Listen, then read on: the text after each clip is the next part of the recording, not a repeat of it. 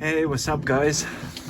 Just want to make a quick video regarding how you can replace the steering shock absorber on the W463 G-Wagen. So the shock absorber or the steering damper is located right here on a steering link, and it's attached to the steering link on one side and to the axle on the other side.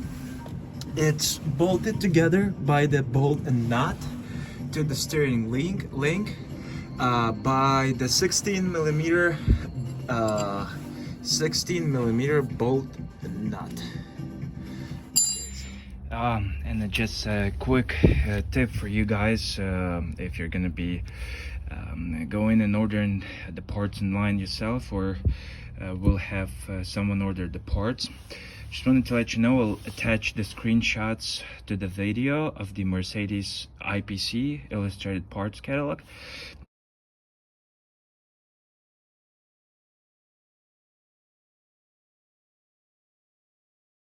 And the thing is that for any W463, pretty much for those that I've seen, and that's kind of like different years from like 98 to like 2010s and up, but specifically for the W463. So not sure about the 460 and 461, but still. So in the parts catalog, there's going to be two part numbers. And usually Mercedes, they specify the applicability of the part numbers, or there's going to be their interchangeability between parts, or there's going to be like a note regarding the chassis number, to which to use old part and from which to use the new part.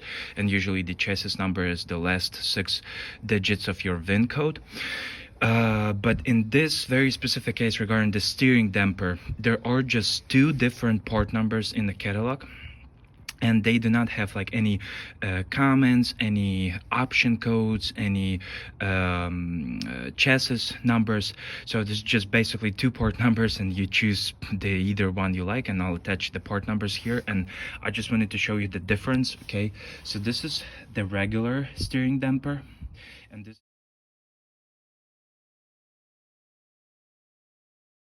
is a heavy-duty steering damper. As you can see, it's thicker, and it has a damper is thicker both in a rod and in the body, but it utilizes the same bushings and the same diameter for the same 16 millimeter bolts, which attach it to the steering link and the axle. So what I've discovered was the thinner steering damper. If you have like 16 or 17 inch wheels, and you run like a moderate tires, like street tire or just regular winter tire, summer tire, that's gonna be all right unless you drive on the good roads. So if the pavement quality is poor, or you drive a lot like off-roading with like rocks and dirt roads, this one's not gonna last for a long time, and it's gonna win out pretty quick. In my case, I was running the 18-inch wheels, AMG wheels, on the for the summer setup. It was a BF Goodrich all-terrain 265/65/18, and on those tires, this steering damper went away in probably like months and a half. So for the heavy duty applications, like if you have 18-inch and larger wheels, or you have all-terrain tires, mud terrain tires, I recommend you at least go with a heavy duty one. This is the OEM Mercedes-Benz part. And once again, I'll attach the screenshots and the part numbers so you'll see it on the catalog. But also there are like aftermarket options, like Ironman and other I've seen online make these aftermarket. Also, I've seen some people put like 2 dampers instead of 1. But once again, it's up to your taste. I prefer to keep it more or less OEM in the factory spec, but this heavy duty damper is going to be better in this application. And the thing is, I just wanted to show you how the blown steering damper looks like. So here you may see that it's pretty much blown out, right? And this one is really heavy, so I'm pushing with all of my force. Okay, so I'm gonna install this one, and so I'll show you how it looks like when it's installed. Also, a quick tip: make sure on the bolt you're gonna have some grease, because this is pretty much like exposed to all the dirt, water, and pretty much like all the road conditions you're driving upon. So make sure there's going to be a little bit of grease, just in order to make sure that next time you're going to be able to remove it. All right, so the new steering damper is in. Here you have the bolt. Also, you have a washer here and a nut, and here you just have a bolt, washer on top, and a nut on the bottom. So pretty straightforward job, and I can look up for you the torque specs if you wanted to. I'll check in the manual.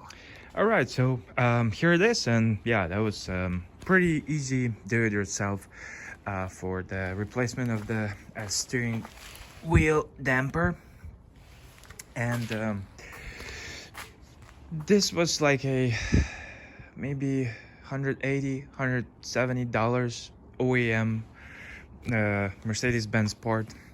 And the reason I wanted to make this video, because I was searching through a YouTube and I didn't find any kind of like explanatory videos in regards to the steering damper and overall causes why you would like to replace it.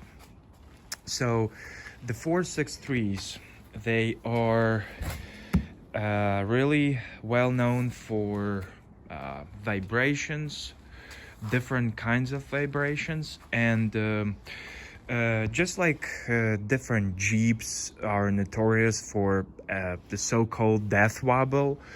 It's not that common in the G-Wagons. However, that particular scenario may happen here as well. But first of all, so what I want to recommend you is, if you have a vibration or any kind of vibration while you're driving, do not go and spend the money on the steering damper. Try to do the diagnostics at first. And sometimes it may be difficult, because most common cases for a vibrations on the G-Wagon may be the front axle, the front wheel bearings, prop shaft, front prop shaft, which goes from a transfer case to your front axle. Then in between the gearbox and the transfer case, you're gonna have a intermediate shaft, which kind of looks like a CV shaft on a passenger cars, if it's either front wheel drive or rear wheel drive, just like a regular CV shaft.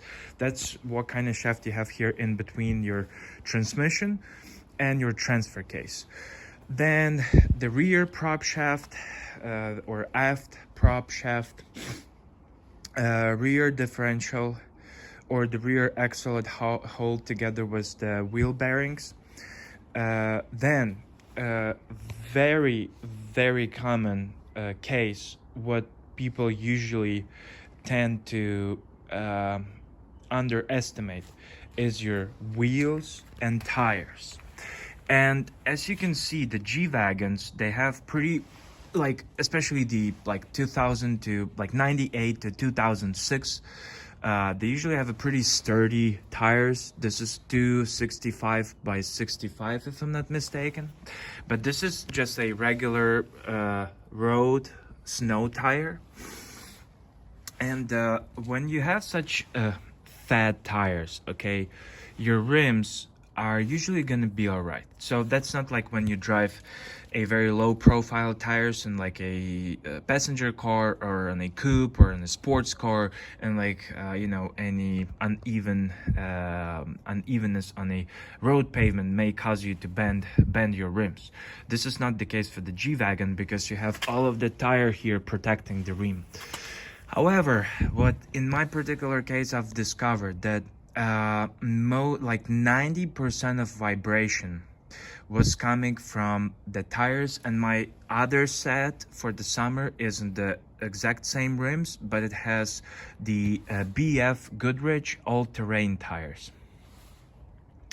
Well, I can show it to you here. Okay, so I've got out my summer tires, and in, I would say, whatsoever, the Goodrich all-terrains are very poor tires for the snow or ice. So on these, on very like slight uphills or downhills, the whole car just slides with all four wheels locked. So that's why for winter I have a winter setup, and for summer this is what I used to have, and I plan to replace these tires.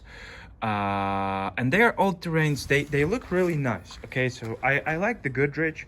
I like the style, I like design. They're pretty good, especially if you lower your tire pressure like to 1.2 bar, 1.4 bar. I'm not really sure what is it in the PSI, but something like 20, 26, 28 PSI probably, right? They're gonna be really well performing on the sand, and also like when you're rock crawling or riding on a dirt road. But for the city driving, for the road driving, these are not the best tires, and specifically mine set of tires is pretty old. And here I can show to you how much balance weight it has. So look, all of this is the balance weight for this tire on a 18-inch rim, and you can see the old balance weights were pretty much like all around the tire. So if I'm not mistaken, there is something like 150 grams. It used to be 200 grams, okay, like 1/5 of a kilogram, and now there's like 150 grams of balance weights on the tire. But in my particular case, the root cause for most of the vibrations from like 80 kilometers per hour to like 120 kilometers per hour, specifically in that range of speed, and that's like 45 to 70 miles, okay, that like the most common speeds you usually drive on a highway, okay, was because of specifically the tires. Okay, and not only that they balance very poorly, is also the fact that they're pretty old, so they're like 10 years old, and they're perfectly fine. You see, like the thread is perfectly fine, but I have a suspicion that they're not, you know, they have like flat spots. Okay, so if the car sits for a very long time on the same place, tires tend to have like a flat spot, and that's what you're gonna feel when you're driving. So in my particular case, the most of the driving vibrations, okay, was caused by the set of tires on the all-terrains. And I'm not specifically saying that Goodrich is not a good tire. I know a lot of people run these, but I'm just saying that my specific set of tires is old, and it's not round anymore, and it balances very poorly. So on the winter tires, I have almost no vibration whatsoever while driving, but then my, and I've replaced this part before, then my steering damper went away, and kind of like moving to the point, okay, because I tend to make the videos very long and talking too much, but okay, moving to the point. So steering damper, how can you tell that your steering damper went out, or it's very close to go out? Okay, so what I've observed, when you are driving on a speed from like 90 to 120 kilometers per hour, or like 55 miles, 55-ish miles, up to like 70 miles, If you're riding or driving on a perfectly smooth asphalt, it's going to be like no issues, no problems whatsoever. Even if you have turns like sharp turns, sweep turns, like smooth turns, there's going to be no vibration. But the moment you ride on any imperfection on a road, specifically at that speed, like at 55 to 70 miles, if you ride on like some pothole or any kind of like patches on a road, okay, this is what's gonna unsettle your front axle, and you're gonna catch the death wobble, kind of very similar to those that you have like on the, what was it, the TJ and WJ Jeeps, right?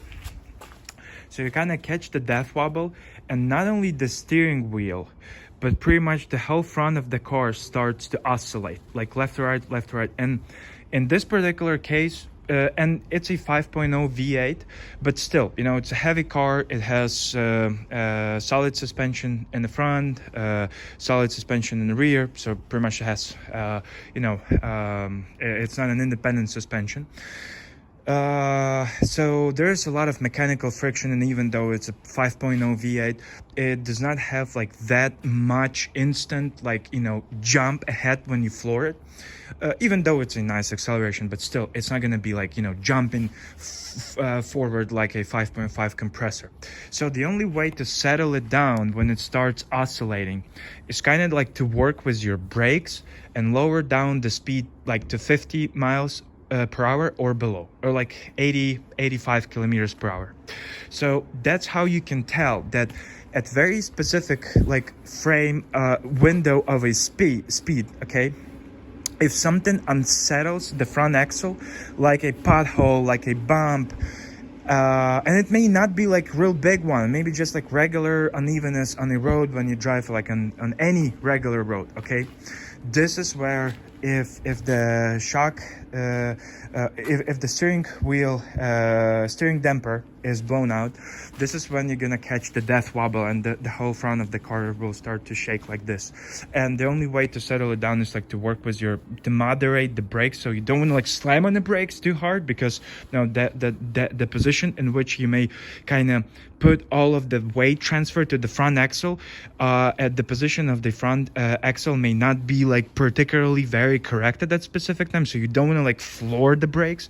You want to just kind of modulate the pressure and find the spot where, you know, the vibration kind of like oscillates us, and then it slows down, and this is like where you push the brakes more.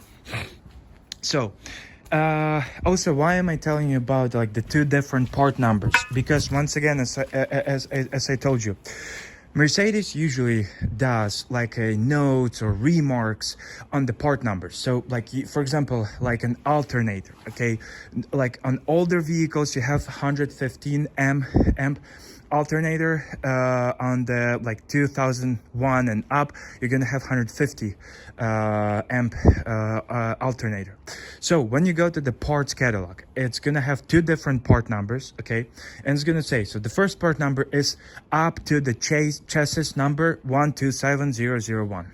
So you go and look up for the last 6 digits of your VIN code, and yours, let's say 126005. So it's below, so it means you have to take the older part number. Okay, if it says the new part number goes from 127002 chassis number, and yours VIN is 150257, whatever, then you have to go with a newer design of a part. This is what usually Mercedes does with parts. Also, it may have notes on the option codes, like let's say if the car is for the US market, usually if I'm not mistaken, this is the option number 492, which means North America market, which means you're gonna have different fuel evaporation system, different emissions and stuff. But still, so you look at the option codes and you figure out, okay, so my car has these options, right? So I need to go with this part. My car does not have these options, so I go with a regular part, right? For the steering dampers, and that's why particularly I want to emphasize your attention. If you're going to go to the dealer, if you're going to go to your local shop, your mechanic, the guy who knows the parts the best, okay, just make sure if you want to go with the heavy duty, say to them that please order this particular part number, and I either already attached the screenshots or I'll add them one more time to this video once I edit it and put it all together. But why am I saying this? Because for the steering dampers, there are no notes for the chassis number, there are no notes for VIN code options, there's nothing. They're just two part numbers and the IPC, and it's on your own to decide. Or maybe, you know, I assume, you know, IPCs is a pretty difficult thing to put together, and you know, there may be some imperfections. I'm not blaming like anyone, but I'm just saying, okay, I'm just saying that if you're gonna see this, make sure that if you really want to go with a heavy duty one, that you choose the right part number. And here, one more thing I want to share with you is, so you may have an obvious question, right? So what's going to be the difference? Like, you know, how you can tell that you have a heavy duty damper or a light duty damper, right? So the thing how you can tell, and my observation, I've used to have both. So this is my third one. Before that, I used to have this one, the thinner one. And before that, I used to have the same heavy duty one, but it was very old and it just went away on its own, you know, because of the age. So on the light duty, if you run small tires, small rims, and you mostly drive in the city, it's probably going to be more comfortable for you, the thinner one. Why? Because on the thinner one, the force feedback on your steering wheel is going to be lighter, so it's easier to park the car, to maneuver at low speeds, and still you're going to have pretty nice feedback from the steering wheel on a road at the like reasonable speeds, you know. So you're still going to feel the car, you're going to feel the tires, how they attach to the asphalt, what kind of grip level you have, and etc., you know. So you're not losing the sense of the road. The steering wheel is still like pretty informative, but when you're at low speeds and at parking, this one's going to be more comfortable. The heavy duty one, the steering wheel is, I would not say substantially, but you can observe and feel that it's heavier, like when you park and maneuver at low speeds. At like higher speeds, just like highway speeds or city speeds, the force feedback on the steering wheel will be maybe a bit nicer, just like a little bit nicer, okay? And that's pretty much it. So just make sure, you know, if you put the heavy duty damper on your truck, just don't panic if you feel that your steering is heavier. Do not go like and check immediately like your power steering fluid, your hoses, whatnot, you know. Just kind of know that if you put the heavy duty one, it's good, the steering is going to be a bit more kind of, you know, heavy on a feel at low speeds, rather than comparatively to the thin damper. But once again, if you have any kinds of vibrations on a truck, right, make sure to start from the always start from the simple things. Tires, rims, this is the first. Then check the bearing plate. Then check prop shafts. Prop shafts is something that front and aft prop shaft is usually like, you know, what may cause some vibrations. Always make sure, like every season, okay, so like summer and middle of fall, or like especially like if it's raining a lot, if it's snowing, make sure like to grease your spheres in the front, okay, these things here, okay, these things, crap, okay, so you see this shiny part here, this is your spheres in the front. Make sure to grease them every 3 to 4 months. Make sure to grease your prop shafts because they have the greasing points, and you need to make sure you grease those regularly, because if there's gonna be not enough grease or you neglect it, they're gonna go away very quickly. They are expensive, and not in every country and not in every shop there are options to restore, okay, like to restore the bearings, to restore the splines, right? It's a pretty difficult job, maybe very costly, maybe very expensive. So make sure to do those things as well. But all right, so here's the quick tip. And I've read through the manual. I did not find a torque spec for it, but just kind of go with your gut feel, So do not like break the boats, but just make sure it's righty-tighty. All right, so I wanna wish you all to have a good day.